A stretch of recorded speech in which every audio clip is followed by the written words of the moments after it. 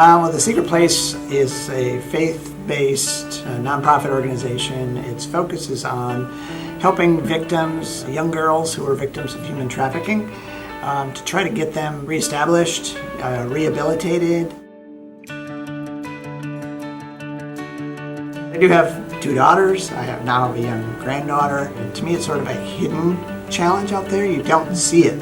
It's not public, but you know it's happening. And to think that it could have happened to one of my daughters or it could happen to my granddaughter, and just knowing that there needs to be a place where they can get care and recovery and help.